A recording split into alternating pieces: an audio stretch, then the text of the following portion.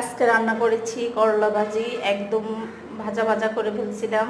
একটু লাল লাল না হলে করলা ভাজি ভালো লাগে না। এখানে ছিল শিং মাছ, দো পেঁয়াজও, শিং মাছটা একদম তেলে ভাজা করছি, পানি দেই নেই, শুধু তেলে পেঁয়াজে একটু টমেটো দিয়েছিলাম হালকা। এখানে ছিল রুই মাছ, কাঁকরোল কাঁকরোল দিয়ে রুই মাছ রান্না করেছিলাম। কাঁকরোলটা আগে আমি ভেজে নিয়েছি, তো একটু টমেটো দিলাম আর ধনেপাতা দিয়ে দিছি। এই তরকারিটা অনেক সুন্দর হয়েছে।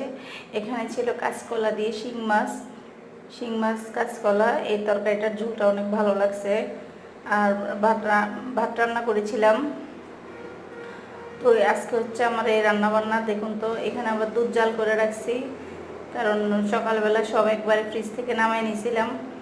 আর এখানে ছিল আমার গরুর নলিগুলা, তো এগুলো আবার একটু জাল করে নিয়েছিলাম। তো আজকে দুপুরের রান্নাবান্না আমার এতটুকুই। সবাই ভালো থাকবেন। আল্লাহ হাফেজ।